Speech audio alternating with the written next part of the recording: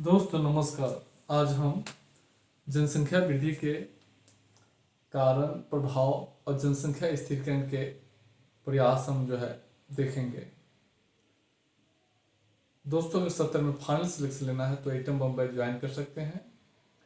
180 PDF GS1-2 एस्से के लिए पढ़ के जाइए, आपका फाइनल होगा। इसका चार्ज 4000 है। 83 73 98 40 95 पे संपर्क करके बैच ज्वाइन कर सकते हैं। डिस्क्रिप्शन नंबर होगा। आइए अब हम चर्चा को आगे बढ़ाते हैं। जैसा कि आप जानते होंगे कि भारत की जनसंख्या वर्तमान समय में 142 करोड़ हो गई है। यह संयुक्त राष्ट्र जनसंख्या कोष के वर्ल्ड पॉपुलेशन रिपोर्ट 2023 के अनुसार है। अगर 2011 की जनगणना के अनुसार देखेंगे तो भारत की आबादी विश्व में चीन के बाद दूसरा है। यहाँ भारत की आबादी 121 करोड़ है और विश्व की कुल जनसंख्या का 17.5% भारत में निवास करती है। अगर आप बिहार की आबादी देखेंगे तो बिहार की जनसंख्या वर्तमान समय में 13 करोड़ हो गई है। 13.07 करोड़ हो गई है जातिगत सर्वे 2023 के अनुसार। अगर 2011 की बात करेंगे तो 10.4 करोड़ आबादी बिहार की हो गई है। 10.4 करोड़, 4 1 है। अगर आप 1951 से लेके 2011 तक भारत की जनसंख्या देखेंगे तो भारत की जनसंख्या में 3.5 गुना लगभग वृद्धि हुई है।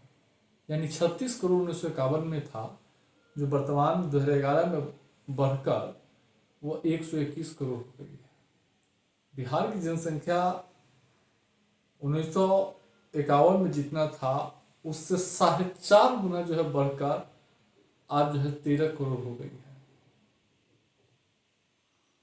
तो बिहार की जनसंख्या उत्तर प्रदेश महाराष्ट्र के बाद भारत में तीसरा स्थान है जनसंख्या के मामले में।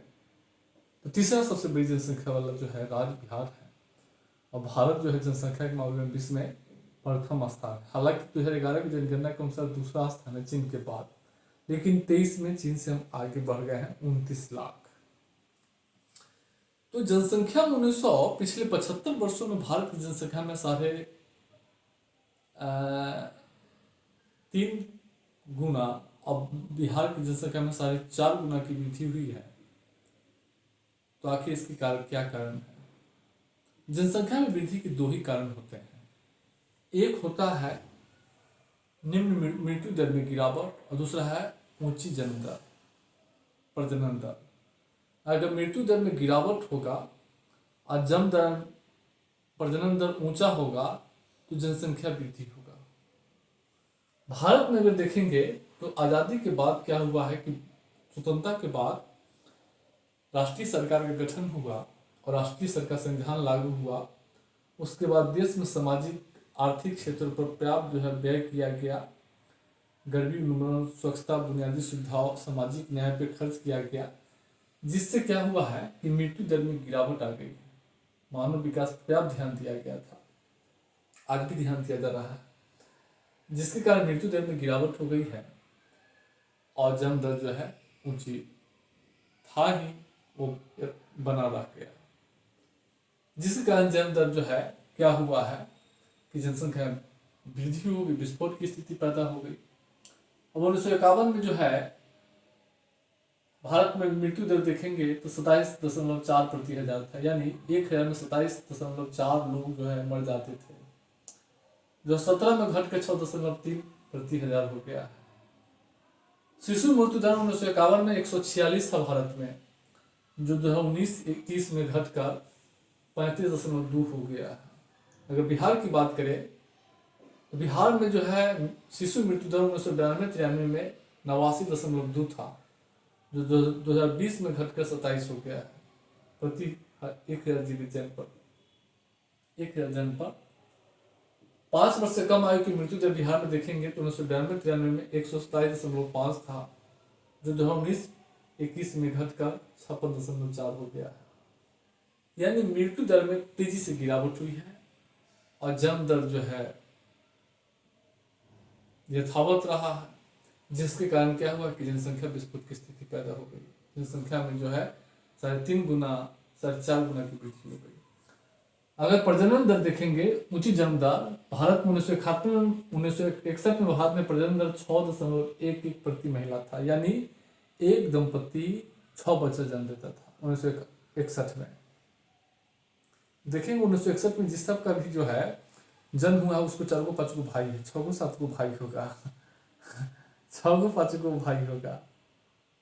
जो भी जन्म लिया था 1961 के आसपास 5 गो 6 गो जो है उसको भाई होगा, बेटा नहीं। बेटा तो जो 1956 में जन्म लिया है उसका बेटा जो 2000 क्या बोलते हैं 75 के बाद जन्म लिया है तो उसको तो ज्यादा नहीं होगा, कम ही होगा, 3 गो होगा। लेकिन 1951 में जो है जो होगा, याद कीजिएगा अपने आसपास के लोग जिसका जन्म 1960-55 में हुआ है उसको 4 गो 5 गो 6 गो भाई होगा। जिसमें एगो मेरा भी पिताजी है, वो भी जो है 3 भाई है 3 भाई वो भी थे। हालांकि हम लोग जो है बाद में जन्म लिए तो हम लोग जो है कम भाई बहन है, लेकिन उस समय जो है ज्यादा था। 2020 में अब घट कर क्या हो गया है, 2 हो गया है। अब जो है 2020 में जो दाम्पत्य है राष्ट्रीय स्तर पे वो 2 गो बच्चा जन्म देता है, 2 गो बच्चा जन्म देता है। लेकिन बिहार में क्या है कि 2001 में जो है 4.4 प्रति हजार था, 4.4। 2001 में जिसका जन्म हुआ होगा उसको 3 गो 4 गो भाई होगा, भाई बहन मिला के 4 गो होगा, 5 गो होगा। लेकिन वही 19-20 में घट कर 3 हो गया। अब वर्तमान समय में जो जन्म लेता है उसको 2 गो 3 गो भाई है बिहार में। तो घट के देखिए क्या हुआ है कि जनसंख्या में वृद्धि कारण 2 कारण है। एक जो है मृत्यु दर में गिरावट, एक ऊंची जन्म दर। जब मृत्यु दर कम होगा जनसंख्या बढ़ेगा ही, जब लोग कम मरेंगे तो सारा जनसंख्या नहीं काउंट होंगे ना। ये स्थिति है। अब हम आगे जो है चर्चा करेंगे।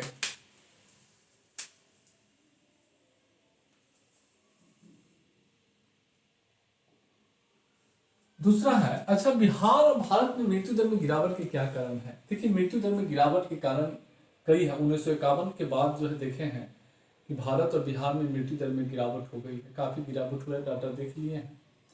अकाल में कमी, ब्रिटिश शासन काल में क्या होता था कि 1951 से पहले भारत में ब्रिटिश शासन था। ब्रिटिश शासन काल में देश जगह जगह जो है अकाल पड़ता था और इस अकाल के कारण बड़े पैमाने पर लोगों की मृत्यु होती थी, जिसके कारण मृत्यु दर ऊंची रहती थी। लेकिन स्वतंत्रता के बाद क्या हुआ है, स्वतंत्रता के बाद जो है राष्ट्रीय सरकार का गठन हुआ और काफी हद तक अकाल पर नियंत्रण लग गया है। 1966 में हरित क्रांति आई, खदान के मामले में आत्मनिर्भर हो गया भारत। या 1966 से पहले भी जो है आयात द्वारा जो है खदान की आवश्यकता पूरा की जाती थी। तो 1951 के बाद जो है देश में अकाल की स्थिति बहुत कम रही है। अकाल अगर पड़ा भी है तो सरकार जो है सब्सिडी जो है देकर, सूखा अगर आया भी है, सूखा आया भी है या भोजन का संकट आया भी है तो सरकार उसके लिए पर्याप्त व्यवस्था की है और कर रही है। अगर अभी हाल ही में कहीं सूखा आ जाता है तो देखते होंगे सरकार डीजल सब्सिडी देने लगती है, सरकार जो है राशन की बिक्री करने लगती है, खदान की आपूर्ति करने लगती है। तो ब्रिटिश सरकार में ऊंची मृत्यु दर के कारण था अकाल, बारंबार आने वाला अकाल।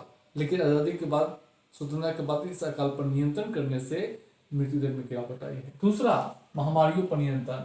ब्रिटिश शासन काल में क्या होता था कि बड़े पैमाने पर महामारी जो है प्लेग की महामारी फैल गया था, बड़े पैमाने पर लोग मरा था। महाराष्ट्र में तो 1990 से 2000 के बीच जो थी, 1890 से 1900 के बीच में जो है देश में जो है महाराष्ट्र में ही जो है 40 लाख से अधिक लोग की मृत्यु हुई थी।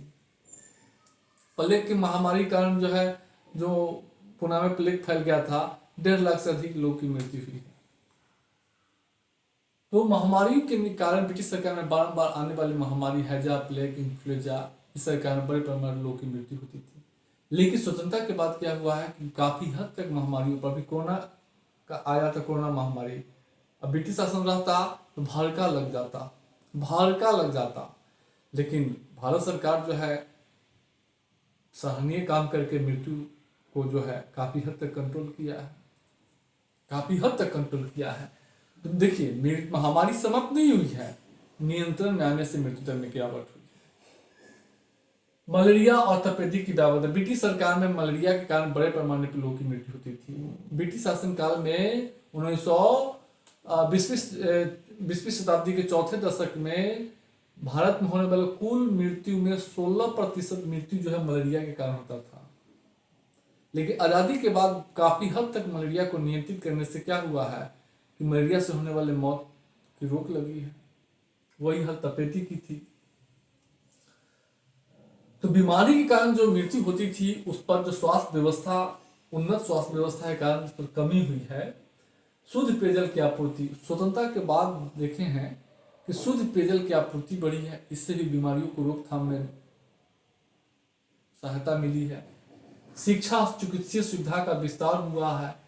शिक्षा और चिकित्सीय सुविधा के विस्तार से अन्य बीमारियों की रोकथाम भी लगा है। इसके कारण मृत्यु दर में गिरावट हुआ है। बिहार में भी यही कारण है, भारत में भी यही कारण है। आइए अब आगे चर्चा करते हैं। अब जो है भारत और बिहार में ऊंची जन्म दर के कारण, जैसा कि जानते हैं कि भारत में 2 पॉइंट और बिहार में 3 है। तो आखिर ऊंची प्रजनन दर के क्या कारण है, जिसके आर्थिक और सामाजिक कारण होते हैं। सबसे बड़ा है कृषि की व्यापकता। देखिए जैसा कि जानते हो कि बिहार की 48.6% जनसंख्या आज भी श्रम शक्ति अपने आजीविका रोजगार के लिए कृषि पर निर्भर है, और भारत में 43% हो गया है। तो जो कृषि की व्यापकता है, यानी बड़े पैमाने पर कृषि श्रम, तो कृषि में जो काम करने वाले लोग होते हैं उनके लिए अधिक बच्चा कोई मतलब नुकसानदेह नहीं होता है। कृषि कार्य में उनको हाथ बटाने में सुविधा देता है। अब जैसे कि खेतों में खाना पहुंचाना, निराई करना, मतलब कटनी करना, जुताई में सहयोग करना, रोपाई में सहयोग करना, ये बच्चे छोटी छोटी जो खेती कार्य से जुड़े छोटे छोटे कार्य में सहायता करते हैं। इसलिए जो है जो कृषक है वो अधिक बच्चे जो है पसंद करते हैं, उनके लिए जो है नुकसानदेह नहीं होता है। तो बिहार में अधिक जो है जन्म दर के कारण है कि बिहार की अर्थव्यवस्था कृषि आधारित है, इसलिए जो है वहाँ बच्चों को बोझ नहीं माना जाता है। वो कृषि कार्य में बचपन में ही हाथ बटाने लगते हैं। कोई खाना लेके पहुंचा रहा है, कोई रस्सी लेके जा रहा है, कोई जो है सूचना देने का काम कर रहा है। समझ रहे हैं? तो इसके कारण जो है। दूसरा है शहरीकरण का स्तर। देखिए शहरीकरण का भारत और बिहार में देखेंगे, दोनों में शहरीकरण का निम्न स्तर है। अभी भी भारत में जो है 31.2% जनसंख्या ही शहरों में निवास करती है, और बिहार में देखेंगे तो 11.3%, हालांकि 16.2% हो गया है। अब निम्न शहरीकरण से क्या होता है कि जनसंख्या बढ़ती है, जन दर ऊंचा रहता है। जब शहरीकरण तेज रहता है तो शहरीकरण जन दर कैसे गिरावट देता है, शहरों में आवास की कमी रहती है, लालन पोषण महंगा होता है, बच्चों का आवास की तंगी रहती है, इसलिए कम बच्चे पैदा करते हैं। अब एक ही घर में 5 आदमी हैं, एक ही घर में 5 आदमी रहने में मन लगेगा, तो इसलिए कम बच्चा पैदा करता है। साथ ही साथ लालन पोषण भी महंगा होता है। शहरों में बच्चों का डिलीवरी कराने जाइए शहर में तो 2 लाख 3 लाख खर्च लग जाता है, ग्रामीण क्षेत्र में तो ऐसे हो जाता है। प्लस मेंटेनेंस में भी काफी खर्च होता है, इसलिए। और साथ ही साथ शहरीकरण में महिला श्रम बाजार में काम करती है। जो महिलाएं घर से बाहर जा रही है वो अधिक बच्चे की चाहत नहीं रखती है। शहरीकरण से क्या है कि संयुक्त परिवार की प्रथापूर्ति, एकल परिवार का जन्म लेता है, और बच्चे जो है परिवार दंपति जो है कम बच्चे पसंद करते हैं। शहरीकरण से क्या है परिवार नियोजन उपायों को अपनाते हैं, इससे बच्चों जन्म दर पर कंट्रोल लगता है। लेकिन जहाँ शहरीकरण का स्तर निम्न होगा वहाँ जन्म दर ऊंचा होगा, क्योंकि बच्चों का लालन पोषण जो है उनके लिए कोई मतलब महंगी सौदा नहीं है। संयुक्त परिवार की प्रथा रहती है। गरीबी की व्यापकता। देखिए जहाँ गरीबी की व्यापकता होगी वहाँ जन्म दर ऊंचा होगा, और गरीबी की व्यापकता कई कारणों से जो है जन्म दर ऊंचा करता है। एक गरीब आदमी के लिए जो है एक से अतिरिक्त अधिक बच्चे वे अधिक बच्चों को फायदेमंद मानते हैं। वे उसे बुढ़ापा का सहारा मानता है। उनको वे जो है क्या करता है, मतलब 4-5 बेटा होगा तो उनका मानना है कि 4-5 जगह से कमा के लाएगा तो अधिक पैसा होगा, और विभिन्न प्रकार की सेवाएं प्रदान करता है। सामाजिक और धार्मिक जो है जो परंपरा है उसको निर्वाह करता है। तो जहाँ गरीबी का जंजाल होगा वहाँ जो है ये। उसके बाद गरीबी की व्यापकता में, गरीबी में ही बच्चे जो है लोग जो अपने बेटिया को शादी कर देते हैं, बाल विवाह कर देते हैं, और कम एज में विवाह करने से प्रजनन दर ऊंच हो जाता है, फर्टिलिटी अधिक रहता है। इसके कारण जो है क्या होता है, जन्म दर ऊंचा हो जाता है। बिहार और भारत दोनों में यही कारण है। एक सामाजिक कारण है, दूसरा है ब्याह की व्यापकता। सामाजिक कारण में भारत में सारे लोग जो है विवाह को धार्मिक और सामाजिक आवश्यकता मानते हैं। माता पिता अपने बच्चों के विवाह करना अपना कर्तव्य समझते हैं, और ये बात सही कहते हैं, एकदम सही बात बोलते हैं।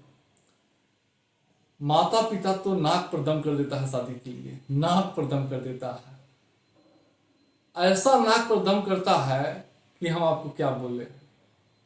पिछले साल भर में मुझे लगता है कि नहीं बोलना चाहिए, मुझे नाक पर दम कर दिए हुआ है, नाक पर दम कर दिए हुआ है। सुबह शाम खाली यही बात, शादी शादी शादी।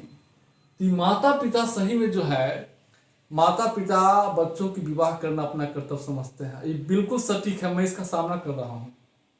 नाक पर दम कर दिए हुआ है। तो विवाह की कर्तव्य समझते हैं, इसलिए क्या होता है कि सारे लोग का विवाह होता है। अब जब सारे लोग का विवाह होगा तो सारे लोग जनसंख्या में योगदान देंगे, और खासकर सारी स्त्रियां का विवाह होती है। और जो इस सभी स्त्रियां का विवाह होगा, सभी लोग का विवाह होगा, तो निश्चित रूप से जनसंख्या में योगदान देगा।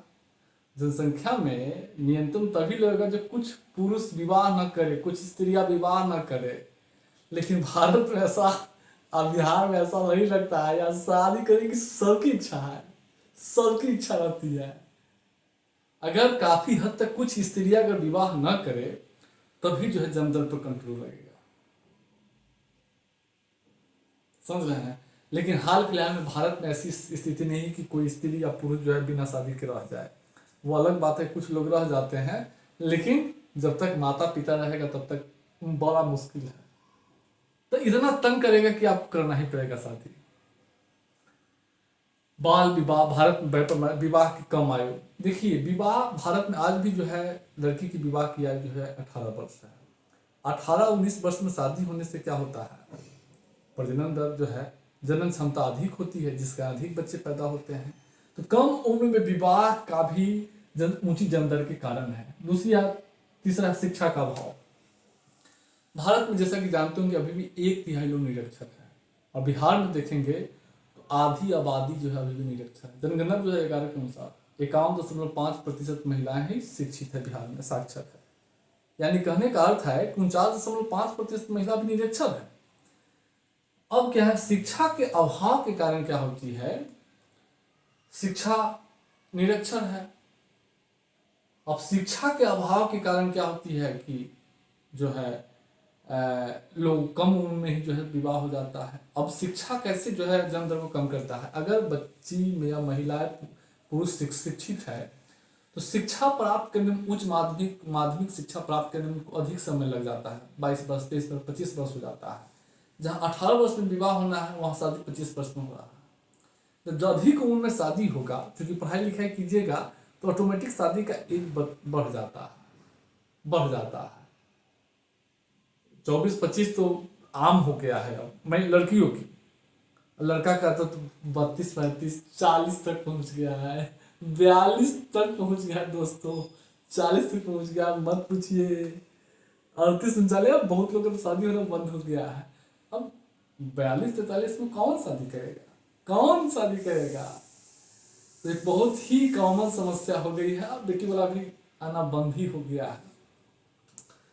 तो यह स्थिति है। तो शिक्षा का अब अधिक उम्र में अगर मान लीजिए शिक्षा होगा, उच्च शिक्षा अगर आप प्राप्त करता है कोई महिला है, कोई पुरुष, तो उसकी एज अधिक हो जाती है शिक्षा प्राप्त करने में। जब एज हो जाएगी, अधिक एज में शादी करने पे उसकी जन्म क्षमता कम हो जाता है, इसलिए कम बच्चे पैदा करते हैं। अगर कम उम्र में ही शादी अगर कर रहा है तो जन्म क्षमता अधिक होने से बच्चे अधिक जन्म लेंगे। संयुक्त परिवार की प्रथा, देखिए भारत में आज भी शहरों में संयुक्त परिवार की प्रथा टूट रही है, लेकिन भारत के गांव में आज भी यह जीवित है और भारत के अधिकांश आबादी गांव में रहती है। तो संयुक्त परिवार में क्या होता है कि बच्चों का भरण पोषण उसके माता पिता पर नहीं होता है, सामूहिक उससे पूरे परिवार पर होता है, इसलिए बच्चों को भार नहीं समझा जाता और बच्चा पैदा करने लगता है।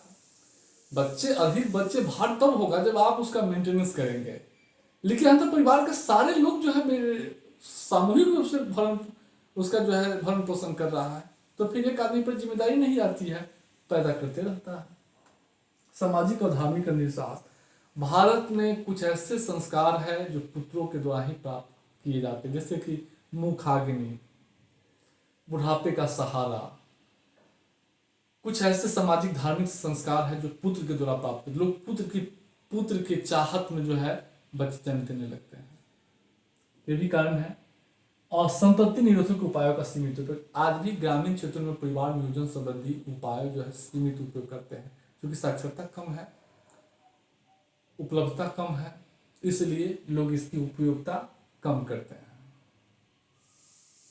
समझ रहे हैं? शहरों में यह ज्यादा प्रचलित है, गांव में आज भी कम है, देखेंगे, जिसके कारण जो है जन्म दर ऊंची रहती है। तो ये जन्म दर ऊंची होने के बिहार और भारत में दोनों इस सभी कारण मिलकर जनसंख्या में योगदान दे रहा है।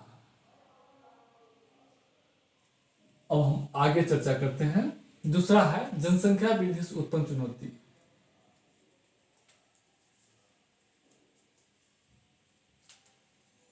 अब जनसंख्या वृद्धि से उत्पन्न चुनौती के क्या क्या कारण है?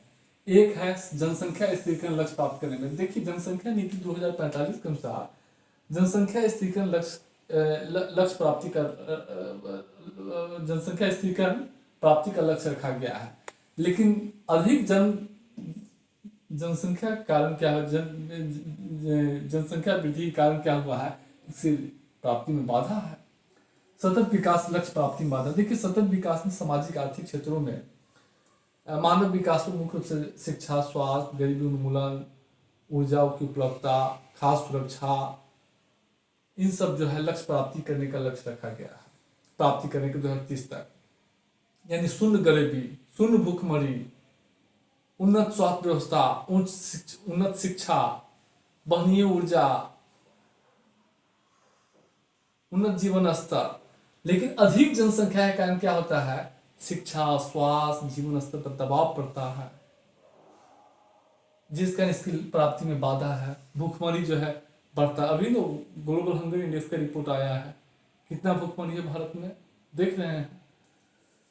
बढ़ती आबादी, अब देखिए जनसंख्या बढ़ेगा तो एक समय आएगा तो आबादी वृद्ध होने लगता है। भारत की वृद्ध आबादी बढ़ती जा रही है, ये भी चुनौती है। चीन और जापान में जैसे वृद्ध आबादी की समूहन इकट्ठा हो गया है, उसी तरीके से भारत में वृद्ध आबादी जो है बढ़ रहा है, और वृद्ध आबादी जो होता है वह कामयाब नहीं हो पाता है, अर्थव्यवस्था में योगदान नहीं करती है, तो ये भी बड़ी चुनौती है। और अधिक जनसंख्या होगा तो क्या होगा, जनसंख्या सारे लोगों को जो है कौशल विकास, इंजीनियरिंग, मेडिकल शिक्षा देना संभव नहीं है। इसलिए अधिक जनसंख्या के कारण क्या होता है कि अर्थव्यवस्था जनरल लाभांश से वंचित हो जाता है, क्योंकि अब इतनी जनसंख्या को कैसे कौशल विकास आप दे सकते हैं। अब बिहार में 53% आबादी 15 से 59 वर्ष की है, अब भारत में कहेगा तो 68% आबादी है। अब 68% आबादी को कौशल विकास का प्रशिक्षण देना इम्पॉसिबल है, और अर्थव्यवस्था को इसका लाभ नहीं मिलेगा। कम रहेगा तो सबको उन्नत जो है प्रशिक्षण देकर अर्थव्यवस्था में खपाया जा सकता है, लेकिन इतनी बड़ी जनसंख्या को प्रशिक्षण देना, उनकी मानव पूंजी का स्वास्थ्य, शिक्षा को उन्नत करना, उत्पादकता बढ़ाना कठिन काम है, इससे अर्थव्यवस्था को लाभ नहीं मिल पाता है। और 2047 तक विकसित राष्ट्र के लक्ष्य जो है प्राप्ति का प्रधानमंत्री नारा दिए हैं, अधिक जनसंख्या है इसकी प्राप्ति में बाधक। अब बाधी क्या है, अधिक जनसंख्या होगा, निवेश प्रभावित होगा, पूंजी निर्माण प्रभावित होगा। अधिक जनसंख्या तो आय नहीं बढ़ेगी, गरीबी होगी। अधिक खास सुरक्षा पर अधिक खर्च करना पड़ेगा, सामाजिक आवश्यकताओं पर अधिक खर्च करना पड़ेगा। तो सारा खर्च जो है आप शिक्षा, स्वास्थ्य, भोजन पर ही कर देंगे तो विकास करने के लिए घर कैसे बनाएंगे? पुल, पुलिया, मकान, रोड, ट्रेन, ये कैसे बनेगा? औद्योगिकरण कैसे होगा? जब औद्योगिकरण नहीं होगा, सड़क, रोड, पुल, पुलिया नहीं बनेगा, लोग की आय नहीं बढ़ेगी, तो विकसित राष्ट्र नहीं बन पाएगा भारत। समझ रहे हैं? तो ये बहुत बड़ा कारण है। अब जनसंख्या वृद्धि के नकारात्मक प्रभाव, अब जो कि सब चुनौती में ही शामिल सामाजिक प्रभाव, कुपोषण में वृद्धि, अधिक जनसंख्या के कारण जो है बढ़ती हुई जनसंख्या को खाद्यान्न संबंधी आवश्यकता पूरा करने में बाधा पड़ता है। आज देखते होंगे भारत अपनी खपत के 3/4 दालों का आयात द्वारा पूरा करता है। अब दाल की कमी के कारण कुपोषण का विस्तार हो रहा है। गुणवत्तापूर्ण जो है अनाज की कमी का लोगों की जो है, कभी किसी का लंबाई कम है, हाल के वर्षों में लंबाई लोगों की कम होती जा रही है, बहुत सारे लोगों की लंबाई कम हो रही है कुपोषण के कारण, पतला होने जा रहा हो रहा है। तो अधिक जनसंख्या कारण क्या होता है? कुपोषण का विस्तार होता है, जीवन की गुणवत्ता जो है प्रभावित होती है, लोग ध्यान नहीं दे पाते हैं अपने ऊपर। अब मान लीजिए एक आदमी कमाने वाला है, 5 वक्त खाने वाला है, तो एक आदमी कमा के लाएगा, 5 वक्त खाने वाला है, तो उतना पैसा ही नहीं बच पाता है कि अच्छा से खा सके। और अच्छा से नहीं खाइएगा, बैलेंस में नहीं खाइएगा तो कुपोषण का शिकार होइएगा। बाल विवाह, अधिक बच्चे होने के कारण लोग बचपन में ही बाहरमुख करने के लिए, जैसा कि जानते होंगे कि भारत माता पिता बच्चों की शादी करना अपना कर्तव्य समझते हैं, और जैसे ही वो 14-15 वर्ष के होता है लोग शादी कर देते हैं, क्योंकि अपना कर्तव्य से फ्री होना चाहते हैं। यह स्थिति है। बेरोजगारी में वृद्धि, अब देखिए बेरोजगारी में वृद्धि, अब अधिक जनसंख्या के कारण अर्थव्यवस्था में सारे जनसंख्या बढ़ेगा तो सभी लोगों को रोजगार मुहैया तो नहीं कराया सकता है, इससे बेरोजगारी बढ़ती है।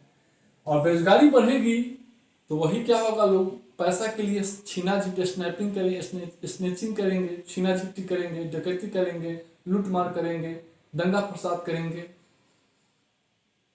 कानून व्यवस्था की चुनौती पैदा होती है, असंतोष लोगों में फैलता है।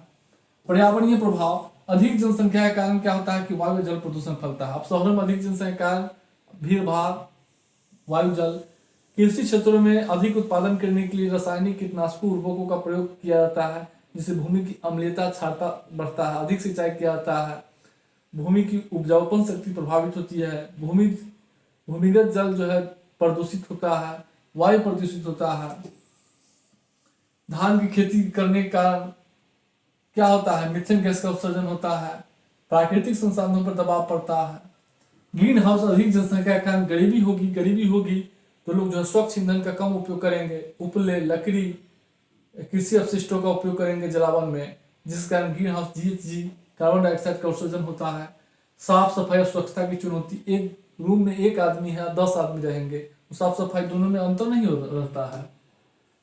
उसके बाद जो है राजनीतिक प्रभाव में देखेंगे, अधिक जनसंख्या राजनीतिक स्थिरता जन्म लेती है। बिहार में अधिक जनसंख्या है, हमेशा जो है अब अधिक जनसंख्या होगा, किसी भी एक पार्टी को बहुमत नहीं मिल पाता है, खंडित जनादेश मिलता है। केंद्र राज्यों में तनाव होगा, अधिक जनसंख्या के कारण जो है जिस राज्य में जनसंख्या अधिक होगा वो राज्य अपनी लोगों के सामाजिक आवश्यकता की अधिक से अधिक संसाधन की मांग करता है, और जिसके कारण केंद्र राज्य में तनाव पैदा होता है। अधिक जनसंख्या के कारण राजनीति में धर्म, जाति और अपराधियों का प्रवेश होता है। धर्म जाति का आर्थिक प्रभाव में देखेंगे, अब भूमि का विखंडन होता है, अब जनसंख्या अधिक होगा तो भाइयों में भूमि का बंटवारा होगा, अब भूमि का बंटवारा होगा तो क्या होगा, कृषि उत्पादन उत्पादकता प्रभावित होगी, जोतों का कार्य। अभी तो वर्तमान में इतना हेक्टेयर प्रति व्यक्ति है, अब इससे क्या होगा, अब एक आदमी के पास इतना हेक्टेयर, 1 हेक्टेयर से भी कम जमीन है प्रति व्यक्ति के हिसाब से देखिएगा, तो इसमें ना ट्रैक्टर चलेगा, ना थ्रेसर चलेगा, ना कृषि मशीनरी का उपयोग हो पाएगा, और हाथ से खेती करना पड़ेगा, जिसके कारण क्या होगा, उत्पादन गिरेगा तो खाद्य सुरक्षा प्रभावित होगी, जीवन की गुणवत्ता प्रभावित होती है। अधिक बच्चे के कारण क्या होता है कि लोग अपने शिक्षा, स्वास्थ्य, खुशी, संपन्नता पे खर्च नहीं कर पाते, ध्यान नहीं दे पाते हैं, जिसके कारण जो है जीवन की गुणवत्ता प्रभावित होती है। आयात पर निर्भरता, अब क्या है कि अधिक जनसंख्या के कारण लोग जो है जनसंख्या के भरण पोषण के लिए अधिक से अधिक आयात करना पड़ता है। अब भारत में दाल का, तिलहन का आयात करता है, अब जो है तेल, खनिज तेल का आयात करता है अधिक जनसंख्या के कारण। तो आयात में वृद्धि होती है, आयात पर निर्भरता बढ़ती है, आर्थिक समृद्धि में गिरावट होता है। अब आर्थिक समृद्धि अधिक जनसंख्या कैसे गिरावट देती है? एक तो अर्थव्यवस्था को जनसांख्यिकी लाभांश का लाभ नहीं मिल पाएगा। क्यों? कि पूरी जनसंख्या को शिक्षा, स्वास्थ्य, कौशल विकास मुहैया नहीं कराया जा सकता है, जिसके कारण अर्थव्यवस्था को लाभ नहीं मिलता है। उसके बाद अधिक जनसंख्या के कारण जीवन की गुणवत्ता प्रभावित होती है, गरीबी बढ़ती है। गरीबी बढ़ेगी तो वो वस्तु और सेवाओं की मांग कम, खपत कम करेगा। अब मान लीजिए किसी के पास एक बेटा है, मान लीजिए ए नाम के व्यक्ति है, उसको 2 बच्चा है, और बी नाम के व्यक्ति है, उसको 4 बच्चा है। ए कमा रहा है 500 और ए कमा रहा है 500। 500 में क्या करेगा? 300 बचाएगा, और 500 में जो है 500 खर्च कर देता है। अभी 300 बचाता है, 300 बचा के अच्छा तेल, साबुन, कपड़ा, जूता, पंखा, फ्रिज ये सब खरीदेगा। आई तो पूरा खर्च भोजने पर खर्च कर देता है। तो क्या फ्रिज या पंखा और साबुन जो है डॉव का खरीद यूज करेगा? समझ रहे हैं? तो मांग कम होता है, मांग कम होगा तो उत्पादन कम होगा, उत्पादन कम होगा, आर्थिक समृद्धि गिरावट आएगी। और साथ ही साथ एक दूसरे रूप में अधिक जनसंख्या के कारण सरकार को सामाजिक आवश्यकता पर अधिक खर्च करना पड़ता है, जैसे शिक्षा पे, स्वास्थ्य पे, खाद्य सुरक्षा पे, पोषण पे, साफ सफाई पे, पेयजल पे, आवास पे, सामाजिक सुरक्षा पे। तो पैसा तो उसमें खर्च हो रहा है, तो सरकार के पास पैसा कम बचेगा। किस पे? पुल बनाने पे, रोड बनाने पे, औद्योगिकरण पे,